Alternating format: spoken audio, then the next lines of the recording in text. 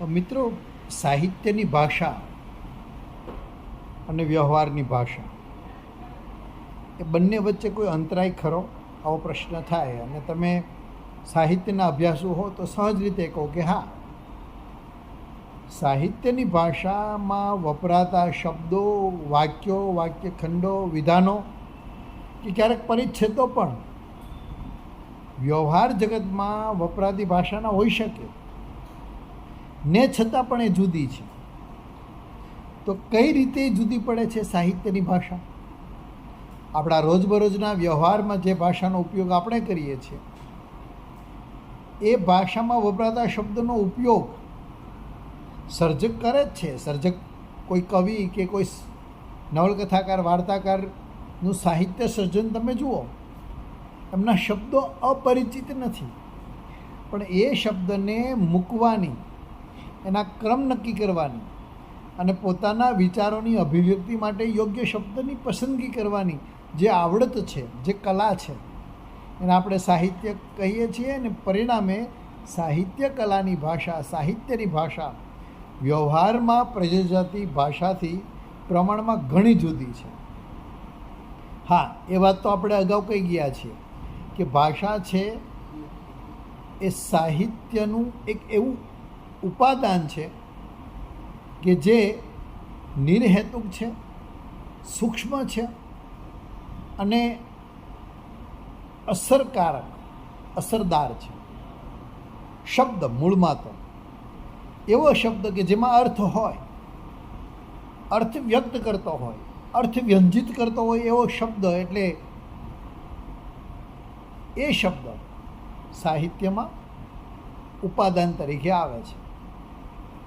એટલે એમ કહી શકાય કે એવું માધ્યમ કે જે સર્જકના વિચારોને સાહિત્યના માધ્યમથી ભાવક સુધી, વાચક સુધી લઈ જઈ શકે.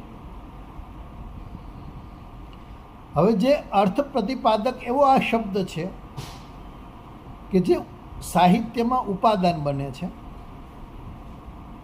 પાત્ર, પરિસ્થિતિ, પ્રસંગ, કોઈ ઘટના કે કોઈ એવો આંતરભાવ સર્જકને વ્યક્ત કરવો છે પાત્રના માધ્યમથી, તો એ ભાષાને માધ્યમ બનાવશે.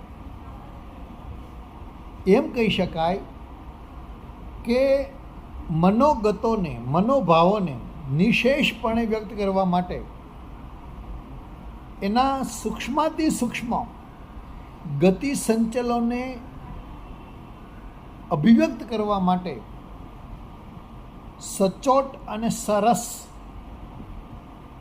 રજૂ કરવા માટે એ ભાષાને, શબ્દને, અર્થયુક્ત એવા શબ્દને સ્વીકારે છે અને પછી એને નિશેષપણે એ ભાષાના માધ્યમથી જ અભિવ્યક્ત કરે છે. સર્જક છે એ શબ્દનો સહારો લે છે, પણ એ શબ્દને સવિશેષ પ્રતિકાત્મક રીતે સાહિત્યમાં મૂકે છે. એટલે અર્થ જ નહીં પણ સૂક્ષ્માતિ સૂક્ષ્મ વ્યંજના ગર્ભ એવો અર્થ પ્રગટ કરવો એ સર્જકનો હેતુ હોય છે, કહો કે મુખ્ય ધ્યેય હોય છે. એટલા માટે જ કહેવાયું છે કે સર્જકની, સાહિત્યની ભાષા સવિશેષ અને મુખ્યત્વે પ્રતિકાત્મક, વ્યંજનાત્મક અને ધ્વનિપૂર્ણ હોવી જોઈએ, તો જ એ સાહિત્ય બને છે. કારણ કે સાહિત્ય દ્વારા, શબ્દના માધ્યમથી એમણે શુદ્ધ એવી કલ્પનાને પ્રત્યક્ષ કરાવવાની હોય છે. વાસ્તવ તો છે, પણ એ વાસ્તવ પણ કલ્પના રંગે રંગાઈને આવે છે. એટલે ભાષા જેવા એક સામાન્ય મર્યાદિત વાહનના માધ્યમથી સર્જક કલ્પનાશીલ અનુભવો જે છે પોતાના, અથવા તો સ્થૂળ અનુભવો છે, એ અનુભવોને કલ્પનાના રંગે રંગીને જે શક્યતાઓ ને જે સંભાવનાઓ છે, આ સંભાવના અમર્યાદિત છે, યાદ રાખજો. કોઈ એક જ ઘટના વિશે તમે અનેક સંભવિત પોસિબલ એવી શક્યતાઓ, તો પોસિબલ કીધું એટલે શક્યતાઓ આવી જ ગઈ, એને તમે સાહિત્યના માધ્યમથી કલામાં પરાવર્તિત કરી શકો છો, જો તમે સર્જક હો તો. એટલે સાહિત્યની કલા શું છે કે ભાષાના, શબ્દના મર્યાદિત માધ્યમ દ્વારા અમર્યાદિત એવી સંભાવના અને શક્યતાઓને પ્રતિકાત્મક રૂપે ધ્વનિયુક્ત બનાવી એ સાહિત્ય. હવે રોજિંદા વ્યવહારની ભાષા જુઓ, મુખ્યત્વે અને મોટે ભાગે અભિધાના સ્તરે હોય છે, વ્યવહારુ હોય છે. એનો વાચ્યાર્થ એ જ એનો લક્ષ્ય હોય છે. મારે પાણી પીવું છે અને હું એમ કહું છું પાણી આપો, ત્યારે માત્ર ને માત્ર એનો એક જ અર્થ સરે છે કે પાણી આપ, મારી જરૂરિયાત છે, મને પાણી મળી ગયું છે. ભાષાએ એનો અર્થ સિદ્ધ કર્યો છે અને ત્યાં કાર્યક્રમ પૂરો થાય છે. એટલે માત્ર વાચ્યાર્થ, ભાગ્યે જ ક્યાંક કહેવત કે રૂઢિપ્રયોગના માધ્યમથી, ક્યાંક સૂચનાત્મક રીતે બહુ ઓછું એ વ્યવહારની ભાષામાં પ્રયોજાતું હોય છે. પરિણામે રોજિંદા વ્યવહારના જે શબ્દો છે ને એ પ્રાણયુક્ત કે ચેતનવંતા નથી લાગતા, નિષ્પ્રાણ. એટલે કવિ પ્રતિભા આ નિષ્પ્રાણ એવા શબ્દમાં પ્રાણ ભરે છે, ચેતનવંતો બનાવે છે અને સાહિત્યનું નિર્માણ કરે છે. એટલે હજુ જો એમ કહી શકાય કે સાહિત્યકાર છે એ જે ભાવ નિરૂપે છે પોતાના સાહિત્યમાં, એ ભાવ માત્ર ભાવકને ગ્રાહ્ય થાય, એટલે એક શબ્દ કે એક વિધાન એને પોતાની કૃતિમાં મૂક્યું, એનો અર્થ મળી ગયો એટલું જ પૂરતું નથી, એ જ એમનું લક્ષ્ય નથી. પણ એથી વિશેષ એમ કહું કે શબ્દમાં અથવા તો શબ્દ દ્વારા થયેલો જે ભાવ છે એ ભાવની રમણીયતા, એની રસાવહતા અને એની ચમત્કૃતિ પણ આસ્વાદ્ય બને ભાવક માટે, એ પ્રત્યેક સર્જકને અનિવાર્ય હોય છે. એમના માટે એ અનિવાર્ય હોવું જોઈએ. અને એ દ્વારા એ શબ્દને પ્રતિકાત્મક, વ્યંજનાત્મક, અર્થગર્ભ બનાવીને એનો જુદો અવાજ, સાઉન્ડ જેને કહી શકીએ, એક જુદો નાદ એ શબ્દથી પોતાના કાવ્યમાં, પોતાના સર્જનમાં જન્માવી અને સાહિત્યને ચિરંજીવ બનાવે છે. સાહિત્યનો શબ્દ એ અર્થમાં ચિરંજીવ છે જ્યારે વ્યવહાર ભાષાનો અર્થ ક્ષણ પૂરતો પોતાનું લક્ષ્ય સિદ્ધ કરી અને પછી નિષ્પ્રાણ બની જાય છે. એટલે માત્ર ને માત્ર અભિધા સ્તરે રહેલો એનો ધ્વનિ, વ્યવહાર ભાષાનો અર્થ વ્યવહાર પૂરો થતાં એ ત્યાં નાશવંત બને છે, એનું કાર્ય પૂરું થાય છે. મારે જ્યારે સાહિત્ય ભાષા અને વ્યવહાર ભાષા એ બંનેને સાથે રાખીને જો જોવું હોય અને બંને વચ્ચેના તફાવત કે ભેદને તપાસવા હોય તો હું કે કોઈ તમે પણ જો અભ્યાસુ હો તો વ્યવહાર ભાષા કરતાં સાહિત્યની ભાષાને સર્વોચ્ચ સ્થાને મૂકો. કારણ કે કલાઓમાં સાહિત્ય સર્વોચ્ચ છે, આપણે જાણી ગયા છીએ. સર્વોચ્ચ એટલા માટે છે કે એમની પાસે ચેતનવંતો, પ્રાણવાન અને સૂક્ષ્મ એવો નાદયુક્ત, અર્થયુક્ત શબ્દ છે અને એ શબ્દને એ સાહિત્યમાં પ્રયોજે છે અને કલાત્મક રીતે પ્રયોજે છે. એટલે આમ જુઓ તો બંને જોડણી કોષમાં આપેલા શબ્દો તમે જુઓ, અર્થયુક્ત છે જ, પણ એ સાહિત્ય નથી. જોડણી કોષને તમે સાહિત્ય ગ્રંથ નહીં કહી શકો. એ જ શબ્દ વ્યવહાર ભાષામાં પણ આપણે પ્રયોજીએ છીએ, એ જ શબ્દ સાહિત્યની ભાષામાં પણ આપણે પ્રયોજીએ છીએ. અંતે તો શબ્દનો હેતુ શું છે, શબ્દનું ધ્યેય શું છે? વિચારોને વ્યક્ત કરવાનું એક માધ્યમ છે. મારે તમને કહેવું હોય અને હું તમને કહી દઉં ને ત્યાં અર્થ પૂરો થઈ જાય. સર્જકને કહેવું છે ત્યારે એ સર્જક જોડણીગત શબ્દના જે મૂળગત અર્થ છે એથી વિશેષ એવો અર્થ નિપજાવશે. એટલે બંનેને વિચારોને વ્યક્ત તો કરવા છે, પણ એ વ્યક્ત કરવાની રીત જુદી છે, અને પરિણામે વ્યવહારમાં પ્રયોજાતી ભાષા અને સાહિત્યમાં પ્રયોજાતી ભાષા જુદી પડે છે. રોજિંદા વ્યવહારમાં આપણે કેટલા શબ્દો, મર્યાદિત શબ્દો, આમ ગણો તો 500-700, રોજબરોજમાં 1000 એવા શબ્દો હશે તેનો વારંવાર ઉપયોગ કરતા હશું, અનેક શબ્દો રોજબરોજ બોલતા હશું, પણ એ બધા જ વ્યવહારના શબ્દો હશે. સાહિત્યના સ્તરે ઉચકી શકાય અને એના અર્થને વ્યંજિત કરી શકાય એવા શબ્દ પ્રયોગો, એવા વિધાનો કે એવો વાર્તાલાપ ભાગ્યે જ આપણે મિત્રો સાથે, પરિવારજનમાં, સ્કૂલ કોલેજે કે રોજિંદા વ્યવહારમાં, માર્કેટમાં તમે જાઓ છો શાક ખરીદવા અને ટમેટાનો ભાવ તમારે પૂછવો છે, તમે તરત જ પૂછશો કે ભાઈ ટમેટા શું ભાવના છે. પણ નાટકમાં એ સંવાદ આવતો હોય તો કદાચ એ જુદી લાક્ષણિકતાથી વ્યક્ત કરે, કહે મને કહે આ ટમેટાનો ભાવ શું છે, જરા કહે. નાટકનો સંવાદ બની જાય છે. ક્યાંક એમાં કૃત્રિમતા લાગે તો એ સ્વાભાવિક છે, પણ સર્જકે કૃત્રિમતાને ગાળી દે, સાહજિક લાગે એ રીતે એ શબ્દને પ્રયોજવાનો પણ છે અને એની અસરકારિતા સિદ્ધ કરવાની પણ છે.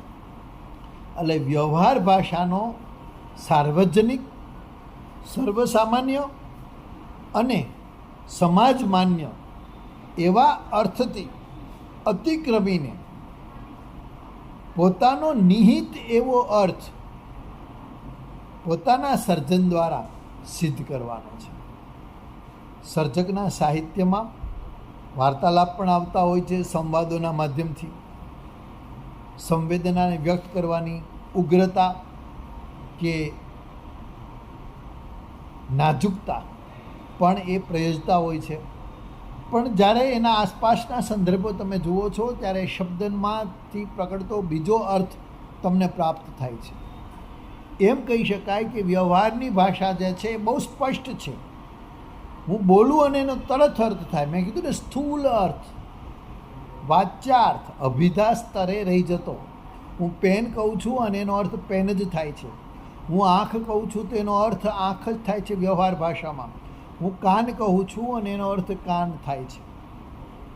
પણ સાહિત્યકાર એ વ્યવહારમાં ભાષામાં પ્રયોજાતા અને શબ્દકોશ જે નિશ્ચિત કર્યું છે એ અર્થ તો એમાંથી પ્રગટે જ છે.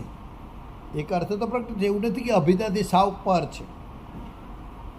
અભિધાથી દૂર જઈ જ ના શકે સર્જક, પણ છતાંય એક અભિધાનો અર્થ પ્રગટતો હોવા છતાં પણ એક વિશેષ અર્થની શક્યતા એ શબ્દમાં, એ વિધાનમાં, એ પરિચ્છેદમાં રહેલી હોય છે. એટલે રોજિંદા વ્યવહારમાં વાતચીતનું લક્ષ્ય માત્ર ને માત્ર મારે જે કહેવાનું છે કહેવા પૂરતું જ સીમિત હોય છે, જ્યારે સાહિત્યકારને જે કહેવાનું છે એ વિશેષપણે વ્યાપક અર્થ ધરાવતું, લગભગ સનાતનની કોટીએ પહોંચી શકે એવું ચિરંજીવ એ બનતું હોય છે.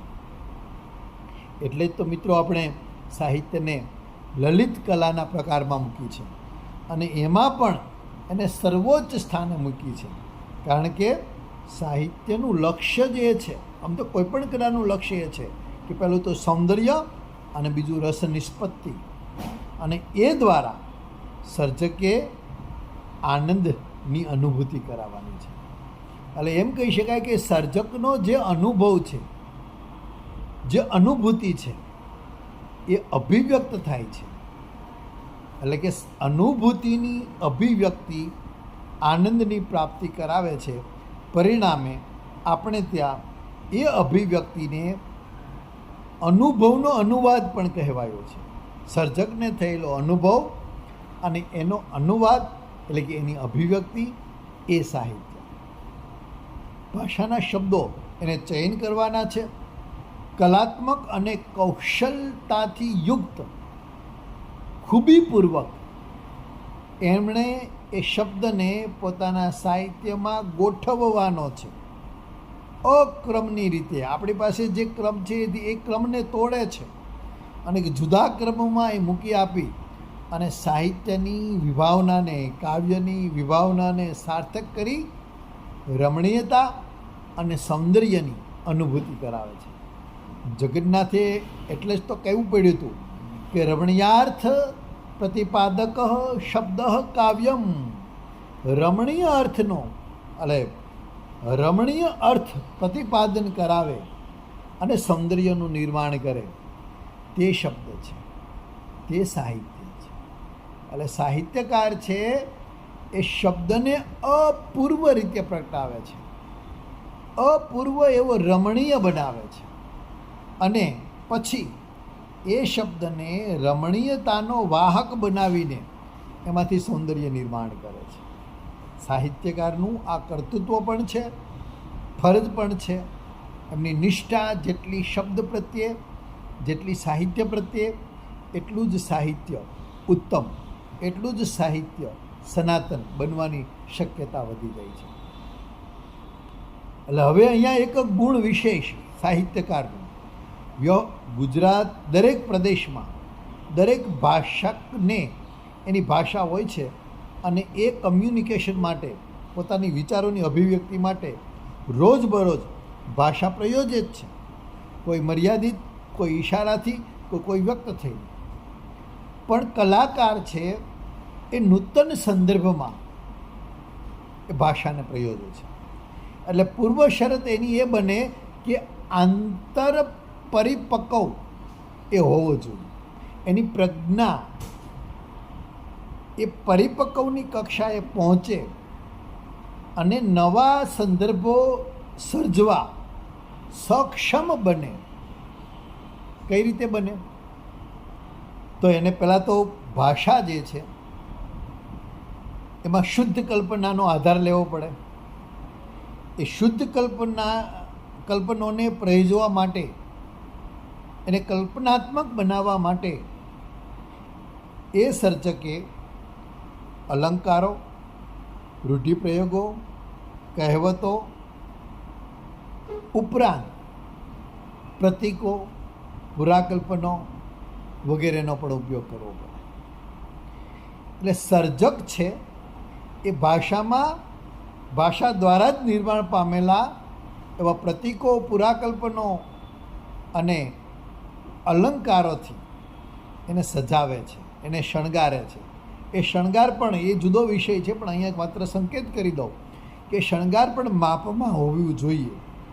અતિશય પ્રતીકો અથવા તો અલંકારો એ કૃતિને થોડી બેહુદી, બેડોળ અને કદાચ અસુંદર બનાવે છે. માત્રામાં, માપમાં અને સહજ લાગે એ રીતે એ પ્રતીક, કલ્પન અને અલંકાર પોતાની કૃતિમાં પ્રયોજીને સમજપૂર્વક પોતાની દૃષ્ટિ અનુસાર, પોતાની શક્તિ અનુસાર એ નવો અર્થ સિદ્ધ થાય એ કક્ષાએ એને પ્રયોજીને કોઈ નિરાળું, કોઈ ચમત્કૃતિયુક્ત અથવા તો એમ કહી શકાય અલૌકિક એવું અમૂર્ત રૂપ સર્જે તો એ ચિરંજીવ બનવાનું. એટલે પૂર્વ શરત છે. સાહિત્યને ચિરંજીવ બનાવવા માટેની ભાષા પાસેથી કામ કરવાનું જે સામર્થ્ય છે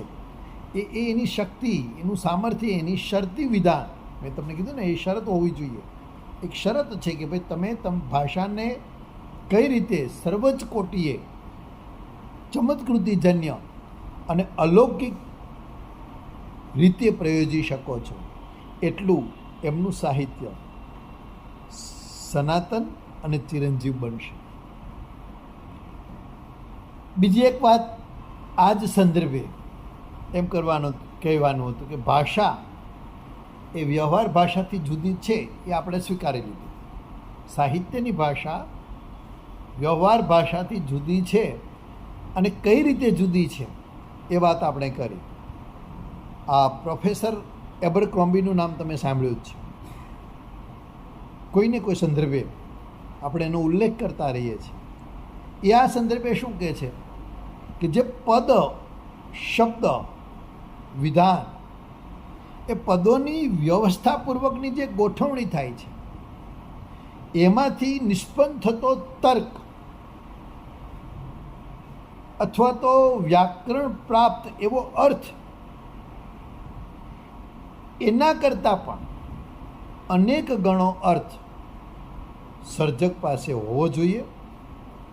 સાહિત્યની ભાષા આ કોટીની હોવી જોઈએ કે જે શબ્દકોશના અર્થને અતિક્રમીને એક નિજી, ઉમાશંકર જોશીએ તો એમ કહ્યું છે કે ઉત્તમ સર્જક પોતાના સર્જનમાં એક શબ્દ બીજી વાર પ્રયોજતો નથી, સ્થૂળ અર્થમાં નથી લેવાનો. એનો અર્થ આપણે એમ કરી શકીએ કે એક સર્જક પોતાની ભાષામાં એક જ અર્થ નિષ્પન્ન કરે એવા શબ્દો વારંવાર પ્રયોજતો નથી. સાહિત્યમાં વિચારને પણ અતિક્રમી જાય એવા વિચાર વ્યાપારની આખી પ્રક્રિયા છે એ સહચારી તો બનવી જ જોઈએ. સહચારી એટલે કે જે સર્જકને અભિપ્રેત છે અર્થ, એ અર્થ ભાવકને પણ સમજાવવો જોઈએ. એ સાહિત્યના વાંચન કે શ્રવણ દ્વારા એને જે નિહિત એવો અર્થ સર્જકને છે એ સંપન્ન થવો જોઈએ, એ અર્થ એમના સુધી પહોંચવો જોઈએ.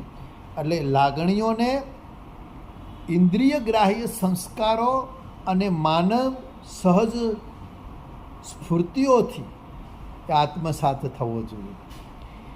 આ તફાવત છે. વ્યવહારની ભાષા રોજિંદા અર્થો નિષ્પન્ન કરે છે, રોજિંદી જરૂરિયાતોને સંતોષે છે. વ્યવહારની ભાષામાં આપણે શક્ય એટલા ઓછા શબ્દો પ્રયોજવાની, ટૂંકમાં કહીએ લાવો એવું કહીએ છીએ. એ વસ્તુ મને આપો એમ કહેવા કરતાં સીધું જ કહીએ છીએ લાવો, અને એનો અર્થ અધ્યાહાર હોવા છતાં પણ સામી વ્યક્તિ સુધી પહોંચે છે.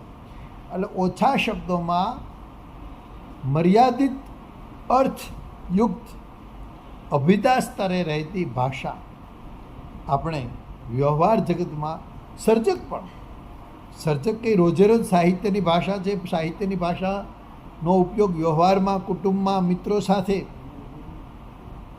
નથી કરતો હોતો. એ વ્યવહાર જગતમાં એને રહેવાનું છે, એટલે વ્યવહાર જગતમાં તો એને વ્યવહારની ભાષા જ પ્રયોજવાની છે. સાહિત્યની ભાષાનું કાર્યક્ષેત્ર સીમિત છે, માત્ર ને માત્ર સાહિત્ય પૂરતું જ મર્યાદિત છે. વૈજ્ઞાનિકો, એન્જિનિયરો, ડૉક્ટરો, ઇતિહાસકારો એ જે ગ્રંથો લખે છે એમાં વ્યવહારની ભાષા જ અભિપ્રેત છે, એમાં વાચ્યાર્થ જ અભિપ્રેત છે, એમાં અભિધા જ અભિપ્રેત છે. એ જો સાહિત્યની ભાષામાં સર્જવા જશે, કલ્પનો અને પ્રતીકોથી ઇતિહાસ ક્યારેય નથી રચાતો. ઇતિહાસ આધારિત નવલકથા, વાર્તા કે ફિલ્મ બની શકે છે, પણ ઇતિહાસ લખવા માટે તો વ્યવહારની ભાષા જ જોશે, શબ્દકોશે આપેલો અર્થ જ જોશે. વિજ્ઞાનની શોધો અને એ શોધ વિશે લખાયેલા ગ્રંથો એ વ્યવહારની ભાષામાં જ છે, શબ્દકોશે સૂચવેલા અર્થોમાં જ છે. સાહિત્યકાર ખુદ પણ પોતાની વાત પારિવારિક વાતાવરણમાં, લોક વ્યવહારમાં એ વ્યવહારની ભાષાથી જ એ પોતાની વાત મૂકી શકે છે. એટલે સાહિત્યિક ભાષા સીમિત છે અને મર્યાદિત ક્ષેત્રમાં જ માત્ર ને માત્ર સાહિત્ય સર્જનમાં જ પ્રયોજાય છે. જો એ ભાષા સર્જક વ્યવહાર જગતમાં પ્રયોજ્યો જાય તો હાસ્યપાત્ર બનવાની શક્યતા એમાં રહેલી છે. એટલે જ કહેવાયું છે કે જેને આપણે અભિધા કહી અને ગૌણ ગણી દઈએ છીએ એ ભૂલ અહીંયા સાહિત્યના વિદ્યાર્થી તરીકે આપણે કરવાની નથી. સાહિત્યની ભાષા ભલે સર્વોચ્ચ છે, પણ અભિધા એ ગૌણ નથી, એ મુખ્ય છે. પહેલાં સાહિત્યની ભાષાનો અર્થ પણ તમારા સુધી પહોંચે છે અભિધાથી. એટલે પહેલો અર્થ તો અભિધાનો જ આપણા સુધી પહોંચે છે.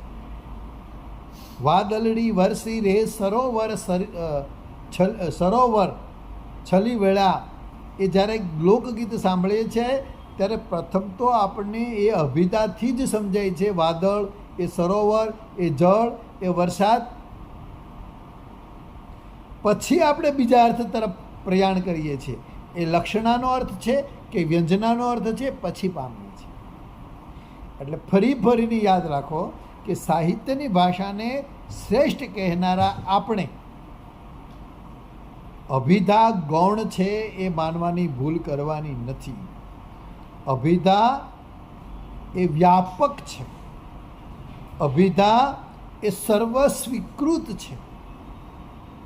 મોટાભાગના ગ્રંથો, પુસ્તકો, લખાણો, દસ્તાવેજ શું છે? મકાનનો દસ્તાવેજ હોય કે કોઈ પણ જગ્યાનો દસ્તાવેજ હોય, ખેતરનો, કે એ અભિધામાં જ લખાવો જોઈએ.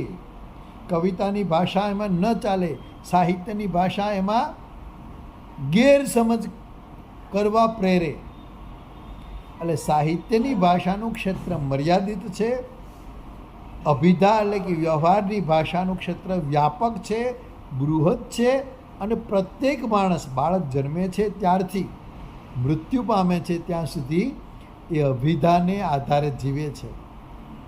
અભિધાને આધારે પોતાનો વ્યવહાર ચલાવે છે.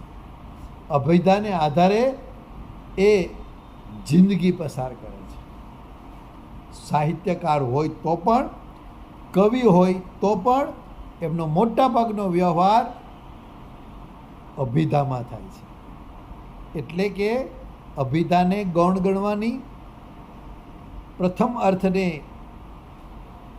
તુચ્છ માનવાની કે વ્યવહારની ભાષાને સામાન્ય ગણવાની ભૂલ સાહિત્યના વિદ્યાર્થી તરીકે આપણે કરવાની નથી.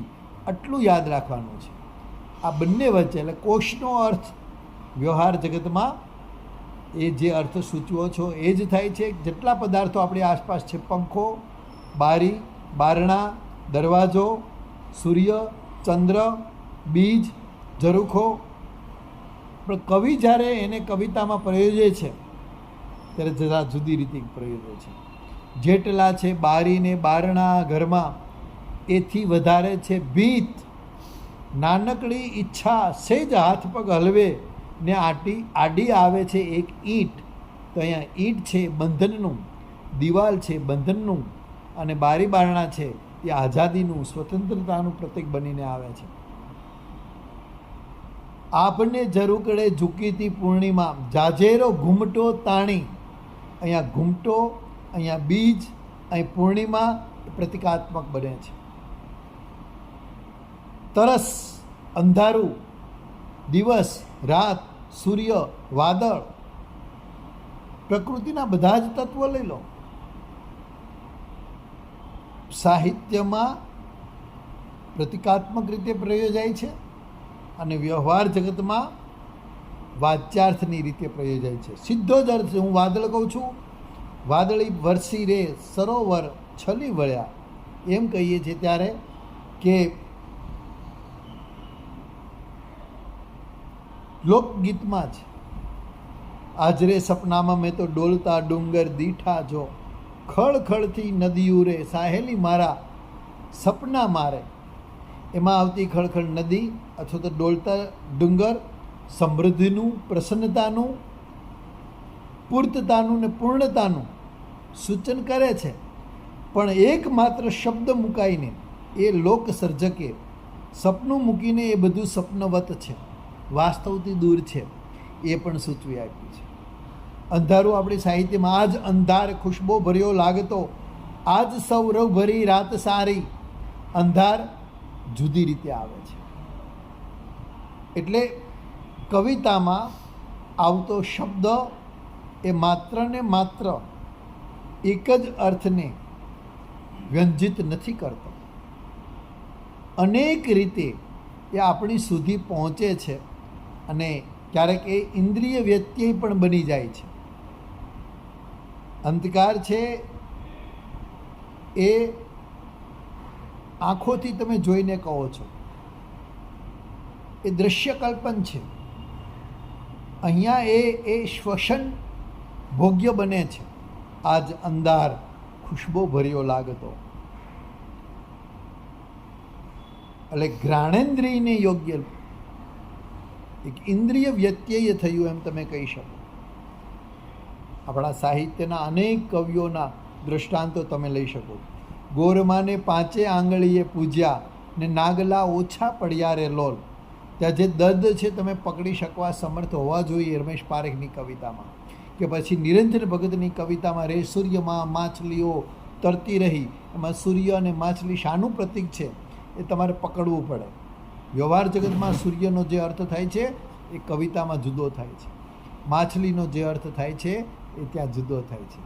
એટલે કે કેટલા ભાવ પ્રતીકો કલ્પનો કવિ સમયાંતરે નવા કલ્પનોને સર્જતો એ નવું સાહિત્ય જાણીતી ભાષામાં અજાણ્યા ક્રમે આપીને આપણા સુધી પહોંચાડે છે અને આપણને એ આનંદનો અનુભવ કરાવે છે.